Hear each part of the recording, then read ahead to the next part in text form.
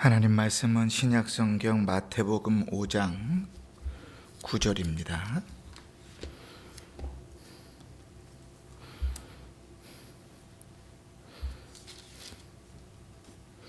우리 함께 찾아서 봉독합니다. 시작. 화평하게 하는 자는 복이 있나니 그들이 하나님의 아들이라 일컬음을 받을 것이미요. 아멘. 오늘은 이제 화평에 대해서 말씀들을 나누려 합니다.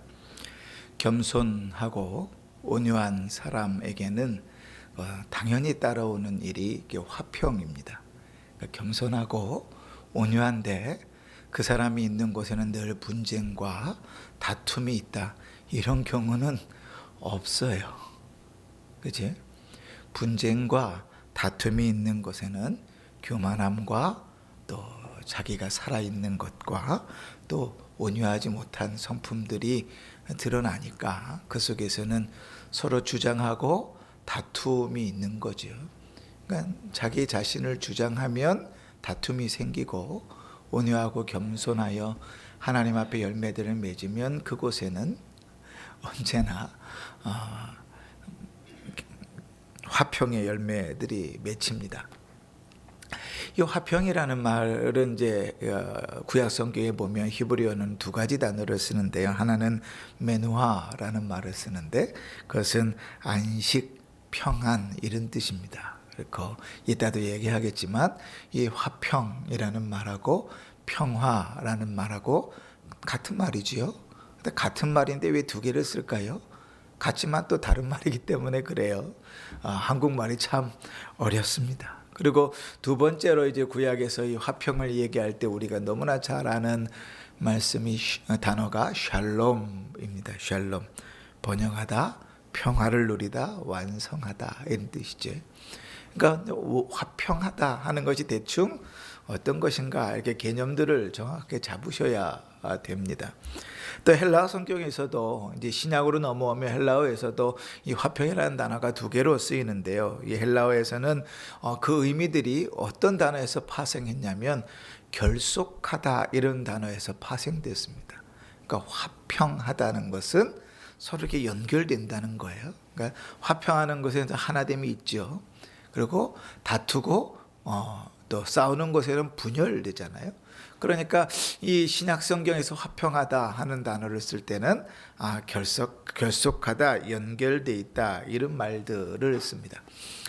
우리나라 이제 말의 화평이라는 말은 한문이지요. 순수 고유한 말이 아닙니다. 화평이라는 말은 고를 화자에 평평할 편자를 쓰지요. 그래서 고루 평평하다. 혹은 이제 그 뜻을 그곳에 찾으면 개인 간에나 혹은 나라 간에 충돌이나 다툼이 없이 평화로운 상태를 화평이라 이렇게 말해요. 그러니까 충돌이나 다툼이 없이 평화로운 상태, 화평이다. 그럼 여러분 평화는 뭘까요? 이 평화는 화평이라는 단어를 똑같이 두 개를 바꾼 거거든요. 우리는 화평이라고도 쓰고 평화라고도 쓰죠. 그죠? 남북이 통일이 돼서 평화로운 세상이 돼야 되죠. 그죠? 남북이 통일이 돼서 화평한 세상이 된다고는 거의 얘기한 거 못 들어보셨죠? 그죠? 똑같은 뜻일까요? 다른 뜻일까요? 참 한국말은 정말 어렵습니다. 우리말 단어 중에요. 한문으로 되어 있는 말이 이렇게 앞뒤가 바뀌어서 비슷한 의미를 갖는 말들이 되게 많아요. 화평, 평화 똑같이 이제 그런 의미인데 어떤 이제 그 중앙일보 기사에 보니까요. 어떤 분이 이것을 이렇게 쭉 쓰면서 이런 식으로 해놨더라고요. 평화라는 것은 어디에 주안점인가 하면 상태에 주안점이 있다. 그래서 남북이 통일이 되면 싸움과 다툼이 없으니까 평화로운 거잖아요. 그러니까 평화로운 그 상태에 주안점이 있을 땐 평화 그렇게 얘기하고 화평이라고 이야기할 때는 그 평화를 위해서 나아가는 그 애씀을 표현할 때는 화평이라 그런다. 예를 들면 뭐 우리가 화평을 청하다라든지, 우리가 오늘 성경에 있는 대로 화평케 하는 자는 복이 있나니 그러든지, 그죠? 평화케 하는 자는 복이 있나니, 우리는 그렇게 쓰진 않죠. 그러니까 중점이 좀 다른 거예요. 방점이 다른 겁니다. 그러니까 화평이라 그러면 어떤 면에서 보면 평화롭기 위한 움직임, 몸부림이구나, 이렇게 생각을 하면 더 좋을 것 같아요. 평화라는 그 내용, 문제가 없다 하는 그 내용은 그대로 담고 있지만 그것을 위해서 애쓰는 게 화평이다.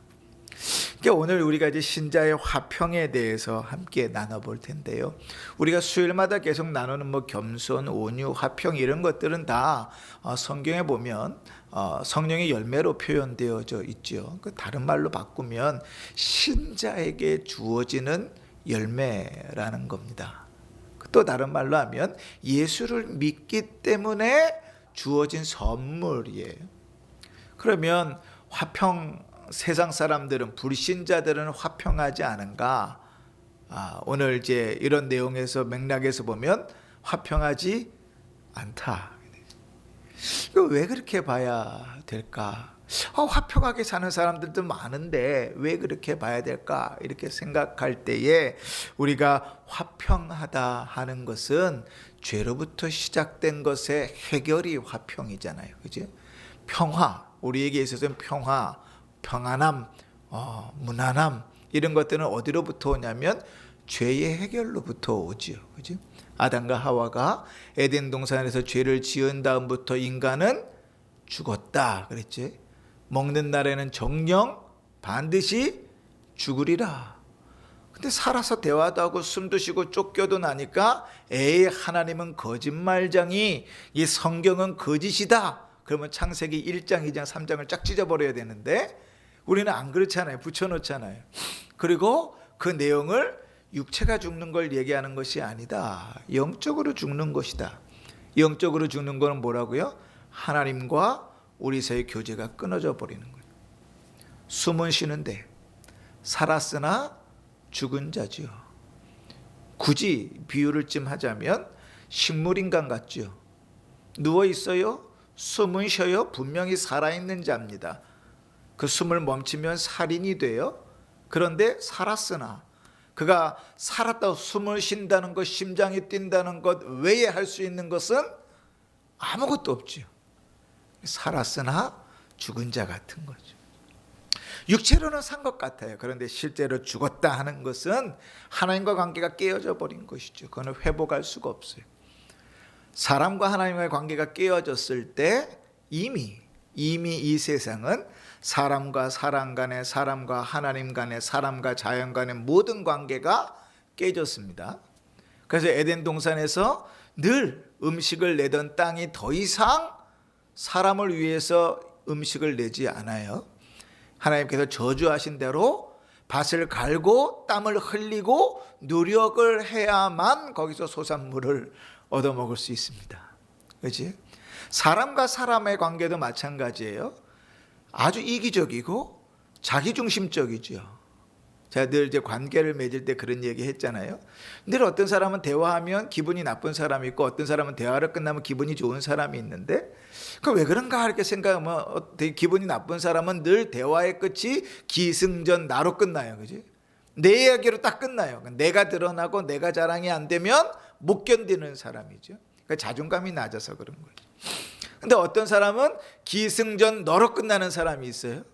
그 무슨 얘기를 하든지 야, 너 참 대단하다, 너 참 멋있다로 끝내고 남을 높여주는 걸로 끝내는 사람이 있어요. 기분이 좋지요. 대화가 그렇단 말이죠. 아담과 하와가 에덴 동산에서 쫓겨나고 난 다음에 자식을 둘을 낳았습니다. 가인과 아벨을 낳았지요. 근데 인간이 어느 정도까지 악한가? 성경은 가인의 모습을 통하여 보여주지요. 자기의 동생임에도 불구하고 그 동생을 자기의 분과 마음에 안 되면 얼마든지 죽일 수 있는 존재가 인간이죠. 그게 시작이라고요. 세월이 흘러가고 사람들이 번성하면 그러한 기질들이 줄어들까요? 늘어날까요? 더 늘어나지요. 그런 일들이 계속 반복되면 더 악해질까요? 덜 악해질까요? 더 악해지지요. 그때로부터 지금까지가 몇천 년이에요. 그죠? 그렇게 생각하면 우리는 가인에 비하면 어느 정도까지 악할까? 그지? 그러니까 주님은 이렇게 표현해요. 네가 마음속으로 미워하는 것도 이미 죽인 것이다. 네가 입으로 욕하는 것도 이미 죽인 것이다. 칼로 찔러야만, 총으로 쏴야만 죽인 것이 아니다. 하루에도 여러 번, 1년에도 수십 명의 사람들을 죽이며 살지요. 우리의 마음이, 우리의 입술이. 그지? 그러니까 악하다고요. 그러니까 우리 안에서 스스로 우리의 본성을 따라서 화평케 하는 일이 있을 수 있는가? 없지요. 나만 이기적이고 남들은 다 이타적이면 화평케 될 수 있어요. 그죠? 그런데 적어도 나하고 저 사람만 이기적이고 나머지는 다 이타적이라도 안 돼요. 그거는. 그지? 늘 우리의 인생은 그렇다고요. 내가 기분이 나쁘면, 내가 손해보면 그걸 못 참지요. 사돈이 땅을 사면 배가 아파요. 그죠? 왜 사돈이 땅을 사면 배가 아파요? 왜 사돈이 잘 되면 배가 아픕니까? 사돈이 누구예요? 내 자식의 배우자잖아요. 그러면 사돈이 땅을 사서 부자가 되면 누구에게도 이득일 거예요? 내 자식에게 이득이겠지요. 그래도 배가 아파요. 그래도 그게 인간이라고요. 인간. 그치? 예수를 안 믿는 세상 가운데 사람들이 가지고 있는 속담이란 말이죠. 그래서 골로새서 1장 20절에 보면 우리를 화평하게 할 때에 그리스도의 십자가의 피로 화평을 이루사 만물 곧 땅에 있는 것들이나 하늘에 있는 것들이 그로 말미암아 자기와 화목되게 하시기를 기뻐하심이라. 이렇게 표현합니다. 그러니까 그리스도로 말미암아, 대속으로 말미암아 우리에게 드디어 이제 화평할 수 있는 선물이 주어진 것이지요. 그리스도께서 친히 그 화평을 위해서 제물이 되셨습니다. 에베소서 2장 14절에 그는 우리의 화평이신지라 둘로 하나를 만드사 원수된 것 곧 중간에 막힌 담을 자기 육체로 하셨다. 이렇게 표현하죠.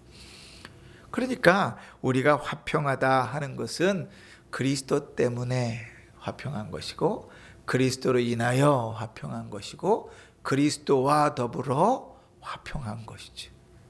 그러니까 신자에게 주어진 선물이죠.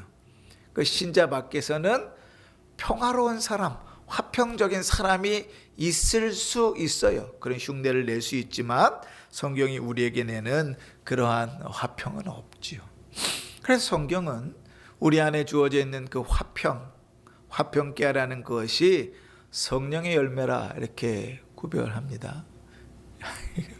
자, 좀 눈을 뜨세요. 우리 사모님 기도하시면서 목사에게 그 영적인 권능과 능력을 주시라 그랬는데 성령이 능력이 없는 건지 목사의 능력이 없는 건지 이렇게 졸면은 참 곤란해요. 그지? 그지? 기도는 우리가 같이 드렸는데 정신 바짝 차리시라고. 자, 우리가 갈라디아서에 보면 성령의 열매들을 이야기하죠. 그 성령의 열매 중에 사랑과 희락과 화평과, 그렇죠. 화평과. 그렇죠? 화평이 뭐예요? 성령의 열매라고요. 그러니까 예수 믿는 자에게 맺혀지는 당연한 열매라. 그러니까 어디에 맺혀요? 인격에 맺혀요. 우리 인격에. 볼 옆에 혹부리 연관처럼 이렇게 화평이 맺혀지는 게 아니라 그 사람의 인격에 맺혀요. 인격에 맺힌다는 것은 말하는 것, 행동하는 것에 드러나는 거란 얘기예요. 남들이 봤을 때 그 사람의 모습을 보면서 아, 저 사람은 화평한 사람이구나 알 수 있는 거라는 거예요. 성령의 열매로 맺혀진다. 그치? 이 성령의 열매 화평에 대해서 뒤에 조금 있다가 좀 더 살펴보십시다. 또 하나, 이제 성경은 보니까요, 이 화평은 뭐로만 얻을 수 있는가? 믿음으로만 얻을 수 있다. 그죠? 구원받은 자에게 준 선물이니까 믿음으로만 얻을 수 있는 건 당연하죠. 그죠? 그러므로 로마서 5장 1절에 그러므로 우리가 믿음으로 의롭다 하심을 얻었으니 우리 주 예수 그리스도로 말미암아 하나님과 화평을 누리자. 믿음으로 얻은 것이다. 그죠? 그러니까 우리 안에는 화평할 수 있는 마음을 선물로 주셨어요.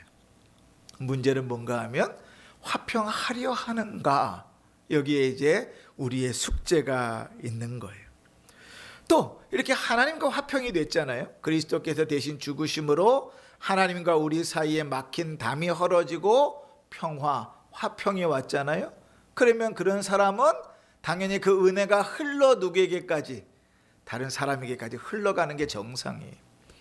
여러분, 그래서 신자는 은혜 받았는가 은혜 받지 않았는가 그 사람 삶을 보면 알아요. 주위의 사람들에게 은혜가 흘러가는가 아닌가. 신자는, 저는 그런 비유를 자주 쓰는데 야광 같아요. 야광. 옛날에 저희 이제 교회 학교 여름 성경학교 뭐 이런 거 하면 선물 줬어요. 저는 초등학교 때 여름 성경학교 때 처음 받은 상이 뭐였냐면 골채미 대회에서 1등해서 받은 상이에요.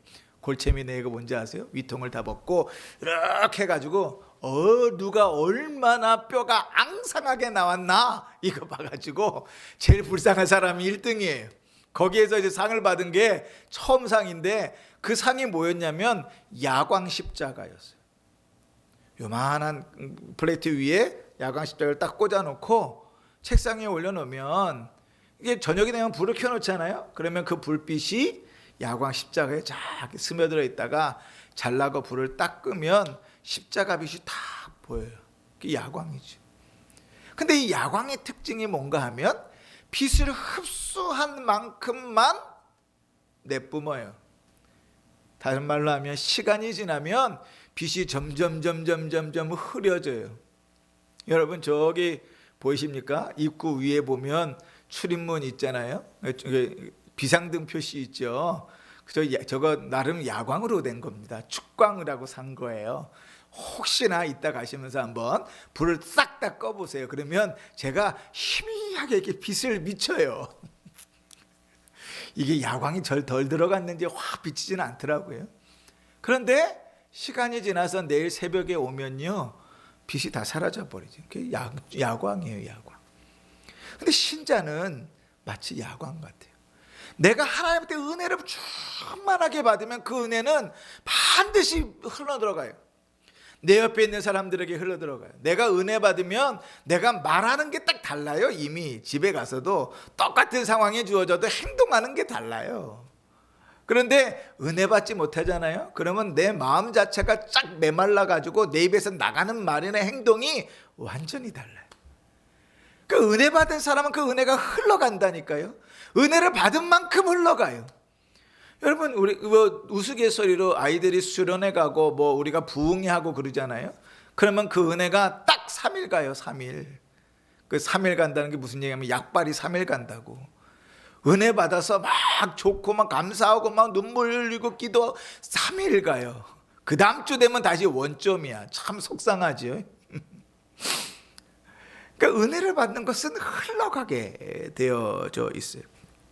우리가 하나님으로부터 화평을 누렸다 하는 그 은혜가 우리에게 주어지면 그 은혜는 반드시 흘러가서 우리의 옆사람과 화평하는 대로 흘러가요.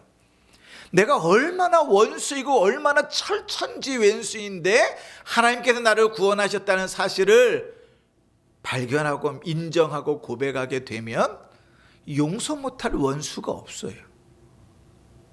근데 왜 용서가 안 되는지 아세요?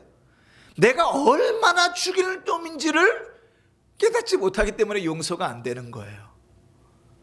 그러니까 하나님 입장에서는 아들을 대신 죽여서 구원해야 될 사람이에요. 주님, 저는 그래도 떳떳이 잘 살았습니다.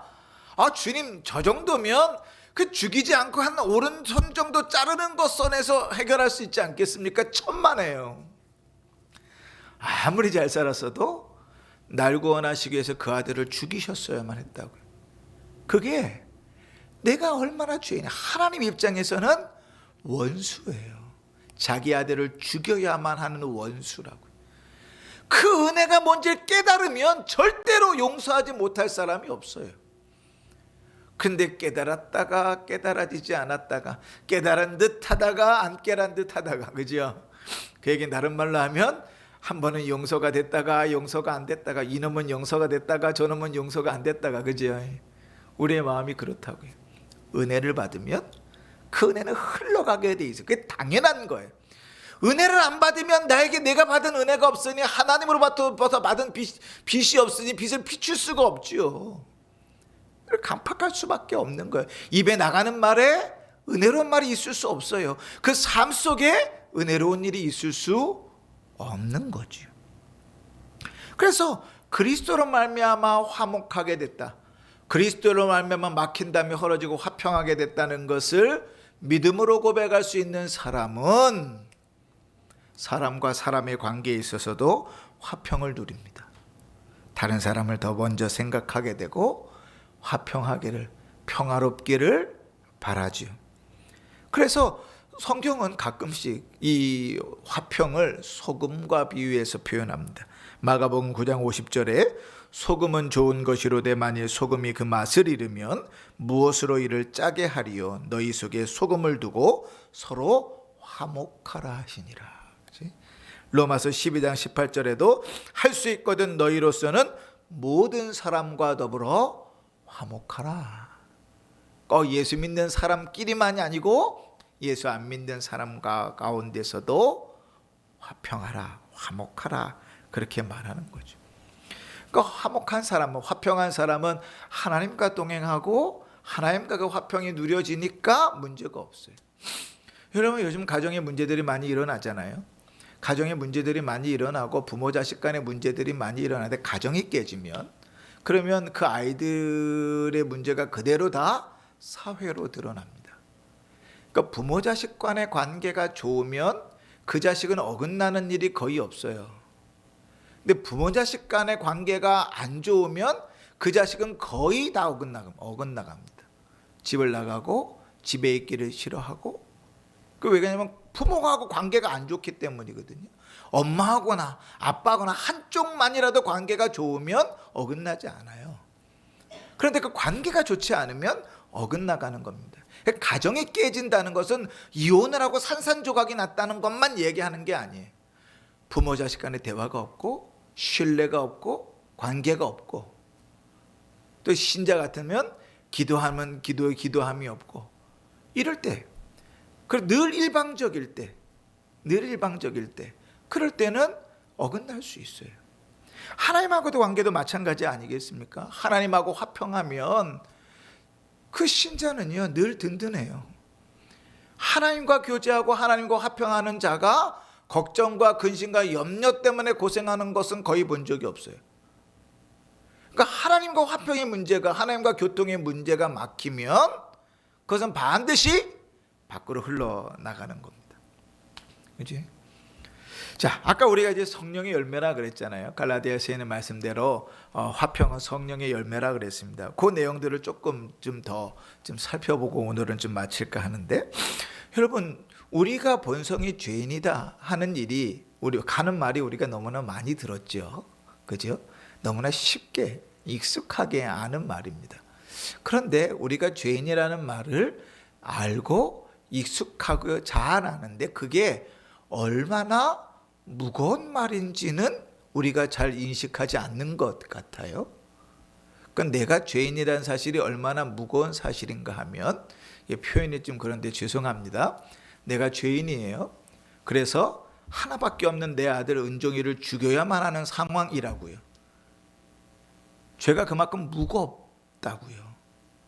하나님의 입장에서는 그 외아들 예수 그리스도를 죽여야만 나와의 관계가 회복하고 나를 살릴 수 있다고요. 근데 우리는 그것이 얼마나 엄중하고 무거운 일인가를 생각하지 않아요. 한번 이 정도는 거짓말 할 수 있지 뭐. 한 번쯤 예배에 빠질 수 있지 뭐. 한 번쯤 뭐 기도하는 거 뛰어넘을 수 있지 뭐. 한 번쯤 그렇게 생각할 수 있지. 그 한 번쯤 때문에 예수가 죽으신 거예요. 그 한 번쯤 때문에 예수를 십자가에 못 박아 죽이신 거라고요. 근데 우리는 너무 그것을 당연히 가볍게 여겨요. 그럴 수밖에 없는 상황이 우리에게 얼마나 처참하고 비참한지를 깨닫고 울 수 있어야 되는데, 그 본성이 죄인이라는 것을 너무 가볍게 여기는 거죠. 그걸 우리는 늘 그렇게 위로해요. 그럴 수 있지. 그죠? 그럴 수 있지. 여러분, 그럴 수 없어요. 내 자식 죽인다고 한번 생각해 보세요. 그럴 수 있지. 어떤 이유를 들어서도 그럴 수 있지라고 얘기하는가. 여러분 중에 그 누구가 저에게 한 그것 때문에 내 아들을 죽여야 된다면 제가 용납이 되겠어요? 여러분, 용납이 되시겠어요? 우리 김 권사님, 제 문제 때문에 자식 중에 하나 죽여야 된다 그러면 받아들여지시겠습니까? 그게? 그럴 수 있지라고 받아들여지시겠어요? 저는 못 받아들여요. 이 표현이 좀 이상하지만 둘도 아니고 하나인데, 딸도 있는 것도 아니고 아들 독생자 하나인데, 죄는, 우리가 본질상 죄인이라는 것은 그렇게 무겁고 엄중하고 심각한 일이에요. 그리고 그 죄가 하나님으로부터 떠나게 만들었어요. 하나님과 교제하지 못하게 만들고, 하나님을 두렵게 만들고, 하나님을 찾을 수 없도록 만들었어요. 하나님께서 허락하신 그 모든 것들을 누릴 수 없도록 만들었어요. 그런데도 우리는 죄에 대해서 되게 너그럽지요. 왜 그럴까요? 죄를 지어도 우리는 되게 이기적이거든요. 내위주예요, 내위주. 칼빈이 그런 이제 설명을 하거든요. 내 이웃을 내 몸처럼 사랑하라 하는 부분들을 주석하면서 이런 얘기를 합니다. 왜 하나님께서 너 자신을 사랑하라는 명령은 주지 않으셨는가? 그것은 타락한 죄인이라 할지라도 자기 자신을 사랑하기 때문이다. 그러면 왜 하나님께서 내 이웃을 내 몸처럼 사랑하라 그러셨는가? 사람은 타락했어도 내 이웃을 사랑할 줄 모르기 때문이다. 기준이 뭐예요? 자기 자신처럼 사랑하라는 거예요. 그게 하나님 주신 기준이에요. 왜요? 자기 자신을 사랑하는 건 가르칠 필요가 없겠으니까요. 우리가 죄인이라는 것은 그만큼 심각하고 어려운 거예요. 어떤 목사님은 우리가 본질상 죄인이라는 것이 성경에 얼마나 잔인하고 야만적으로 표현되어지는지를 봐라 그러시죠. 그러면서 가인과 아벨부터 내용들을 쭉 이야기합니다. 여러분, 가인이 아벨을 죽였어요. 있을 수 있는 일입니까? 요셉의 형들이 요셉을, 자기 동생을 팔았어요. 있을 수 있는 일입니까?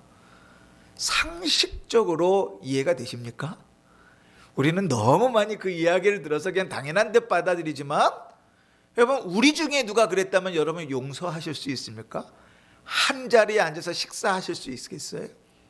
없다고요. 그런데 그게 죄인 된 인간이라고요. 그 죄인을 살릴 길이 없어서, 살려야 되는데 살릴 길이 없어서 예수 그리스도를 죽이셨다고요. 그 안에 전혀 소망이 없는 거죠. 그런데 그냥 그렇게 해서 그리스도로 말미암아 살릴 뿐 아니라 우리를 변화시키십니다. 어떻게? 나만 알고 야만적이고 또 그렇게 잔인한 우리 자신을 바꾸셔서 우리를 그리스도를 닮아가게 하세요. 그리스도가 누구십니까? 하나님과 우리 사이에 막힌 담을 허신 평화, 화평이십니다.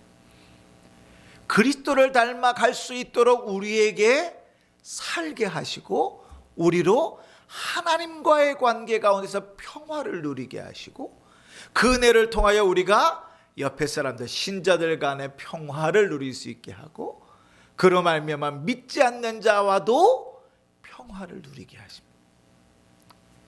그게 하나님께서 우리 속에서 주시는 변화예요. 그리고 성경은 그것을 성령의 열매, 구원받은 자에게 맺혀지는 열매라고 얘기하는 거예요. 어디를 가든지 어디가 쌈닭을 삶아 먹은 것처럼 맨날 싸우려고 하고 달려드는 사람이 아니라, 어딜 가온지 평화롭게 하고, 그 사람이 있으면 문제가 해결되고, 그 사람이 있으면 평화로워지고, 그 사람이 있으면 함께 어우러지는 일을 누구에게 할 수 있도록 주셨다고요? 신자에게 할 수 있도록 주셨다. 그러니까 사실은요, 여러분, 교회 안에서 파가 나누어지고 교회 안에서 서로가 비방하는 것은 있을 수 없는 일이에요. 그렇게 따지면. 그런데 있어요, 없어요? 있지요. 우리가 어디서 제일 대표적으로 봅니까? 고린도 교회에서 보잖아요. 1장, 2장을 읽으면서도 신랄하게 바울이 이야기하죠. 아볼로는 뭐고 바울은 뭐고 예수는 뭐고 지들끼리 3, 3, 5, 8을 나눠가지고 서로 쌈박질하는 거예요. 명분은 아주 고상해요. 주의 영광을 위하여. 아이고 웃겨졌어. 바울이 아니다. 대단히 큰 착각을 하고 있다. 하나님이 그 담을 하셨는데 우리가 우리의 욕심에 우리가 자신이 끼워지지 않아서 계속 담을 세운다고요. 그러니까 신자 안에 없어야 될 모습들이 있어요.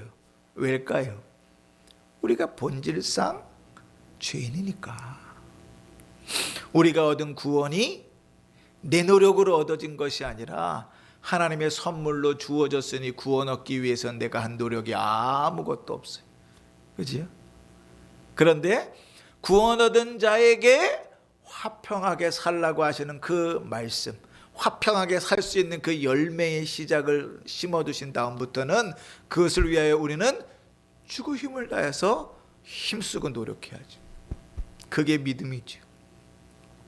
구원 얻는 믿음은 선물로 주어졌다면 구원 얻은 자에게 화평하게 살아가려고 하는 힘쓰는 믿음은 우리에게 주어진 몫이지요.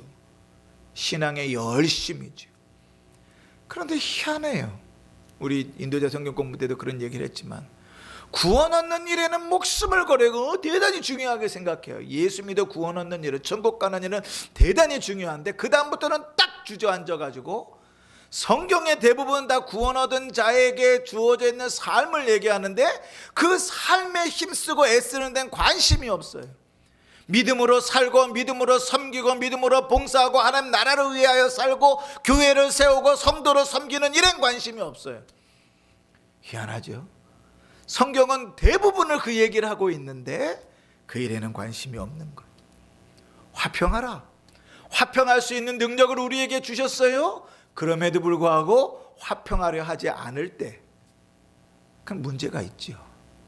그럼 하나님께서 우리에게 주신 그런 선물을 제대로 쓰지 않는 것이죠. 그러니 사랑하는 성도 여러분, 우리가 하나님이 평강의 하나님이라 그렇게 얘기하잖아요. 성경에 보면 여러 군데에 평강의 하나님께서, 화평의 하나님께서 이렇게 얘기하시거든요.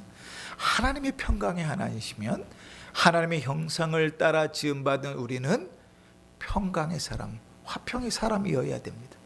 그리스도께서 막힌 담을 하시는 모범을 보이셨다면 우리는 그리스도인이기 때문에 당연히 화평하려고 힘써야 됩니다. 신자에게 주어진 인격에 맺히는 열매가 화평이라면 우리는 그 열매를 아름답게 가꾸기 위해서 힘쓰고 애써야 됩니다. 자, 이제 말씀을 마무리하면서 뒤를 돌아보십시다. 우리의 인생에 그 열매를 위해서 어떤 노력들을 하셨습니까? 사람들과의 관계들 속에서 화평하려고 어떤 일들을 하셨습니까? 무엇에 애를 쓰셨습니까? 그 일을 위하여 힘써 기도하셨습니까? 우리에게 그런 흔적들이 많이 남아져 있습니까? 우리는 화평케 하는 자입니까? 어떤 자리에도 내가 가면 다툼이 있고 혼란이 있고 고난이 있는 자리에도 내가 가면 화평하게 되는 피스메이커입니까? 아니면 잔잔하고 좋은 관계 속에서도 내가 들어가면 둘, 셋, 넷 파가 나뉘어지고 깨어지는 브로큰 메이커, 화평을 깨는 자입니까? 그러니까 우리 모습을 좀 돌아볼 필요가 있습니다. 고린도 교회가 화평을 깨며 존재했었다면 은평중앙교회도 충분히 그렇습니다. 그럴 수 있습니다. 그 돌아봐야 되겠죠. 고린도 교회가 그런 모습으로 책망을 받았다면 오늘날 이 땅의 교회도 그런 모습 때문에 책망을 받을 것입니다. 그러면 우리는 어느 자리에 서 있는가 좀 돌아보며 오늘 함께 기도할 수 있으면 좋겠습니다. 오늘 사모님께서 기도하시면서 우리가 기도하는 것들 다 응답해 달라고 믿음으로 구하였는데 하나님께서 우리 기도를 그렇게 들으실 줄을 믿고 이 시간 우리 함께 기도할 때 하나님, 우리가 우리의 삶이 화평케 하는 자가 되게 해 주십시오. 주님 다시 부를 때까지 나 때문에 가정이 화평하고, 나 때문에 교회가 화평하고, 나 때문에 우리 동네가 화평하고, 나 때문에 화평케 되는 일들이 이루어지게 해 주십시오.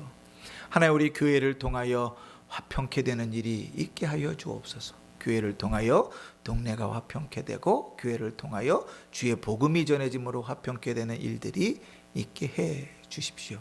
우리 이 시간에 지금 나눴던 기도 제목들을 기억하시면서 같이 함께 기도하시고 또 우리의 삶을 돌아보시면서 우리가 이제 기도하신 후에 제가 마무리 기도를 하겠습니다. 우리 함께 기도하십시다.